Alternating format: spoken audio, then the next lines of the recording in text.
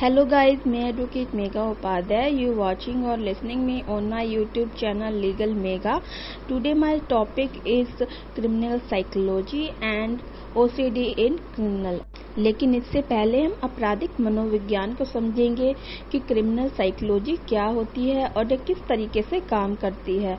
Criminal psychology child psychology की तरह ही मनोविज्ञान की एक शाखा है.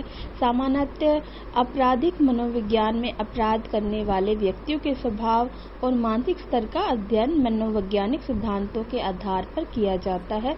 इसमें छात्रों को यह मनुष्य की प्रवृत्ति एवं इच्छाओं के तथ्यों का मनोविज्ञान के ज्ञान करवाया जाता है. मनोविज्ञान की सहायता से व्यक्ति के मन को समझने में सहायता प्रदान होती है, जिससे उनके अपराध करने के पीछे के कारणों का पता आसानी से लगाया जा सकता है.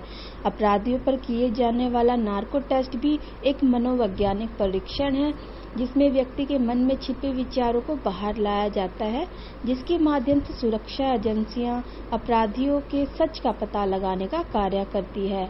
आज हम आपको इस पोस्ट के माध्यम से एक सरल शब्दों में समझाएंगे कि आपराधिक मनोविज्ञान क्या है और इसका उपयोग किस प्रकार किया जाता है. इसके साथ हम आपराधिक मनोविज्ञान की विशेषताओं को भी जानेंगे, जिससे आप इसके अर्थ को आसानी से समझ सके. तो चलिए जानते हैं आपराधिक मनोविज्ञान क्या है. जैसा कि हमने बताया, आपराधिक मनोविज्ञान साइकोलॉजी की ही एक शाखा है. इसके अंतर्गत मनोवैज्ञानिक सिद्धांतों का उपयोग अपराधी की मानसिक स्थिति और अपराध करने के पीछे के उद्देश्य को जानने के लिए किया जाता है. सरल शब्दों में कहे तो इसमें अपराधियों के व्यवहार और विचारों का अध्ययन किया जाता है. उनके मनोवैज्ञानिक सिद्धांतों के आधार पर उनके व्यवहार का और विचारों का अध्ययन किया जाता है. यह किसी अपराध को समझने और उसका आकलन करने में अत्यंत महत्वपूर्ण भूमिका निभाने का कार्य करता है. इसकी सहायता से किसी अपराध को आसानी से सुलझाया जा सकता है. यह मनोविज्ञान की एक आधुनिक शाखा में से एक है, जो अपराधियों के आंतरिक विचारों को बाहर निकालने का कार्य करती है. यह एक ऐसा मनोविज्ञान है जो अपराध के पीछे छिपे कारणों का पता लगाने के साथ साथ अपराध करने की मनोदशा को समझने और अध्ययन करने का भी कार्य करता है. यह अपराध को उनके सही अंजाम में पहुंचाने का भी कार्य करते हैं. सामान्यतः कहे तो आपराधिक मनोविज्ञान की तकनीक, जिसकी सहायता से अपराध करने वाले के पीछे के मस्तिष्क को पढ़ा और समझा जा सकता है. यदि आप एक मनोविज्ञान के छात्र हैं तो आपको भी क्रिमिनल साइकोलॉजी के बारे में जानकारी होना अति आवश्यक है. इसकी सहायता से आप अपराध होने पर अपराधी का चयन सरलता से कर सकते हैं. यह व्यक्ति में आपराधिक मामलों को सुलझाने संबंधी अनुभव प्रदान करने के कार्य करती है. इसकी प्रयोगशाला में किसी अपराधी का अध्ययन मनोवैज्ञानिक सिद्धांतों की सहायता से किया जा सकता है. अब बात करते हैं आपराधिक मनोविज्ञान के उपयोग के बारे में. सामान्यतः आपराधिक मनोविज्ञान का उपयोग एक अपराधी पर किया जाता है, जिससे एक व्यक्ति के अपराध करने के पीछे के निहित उद्देश्य और कारणों का पता लगाया जाता है. आपराधिक मनोविज्ञान मनोविज्ञान का ही एक भाग है, जिसके कारण साइकोलॉजी के छात्रों को भी इस मनोविज्ञान का अध्ययन करवाया जाता है.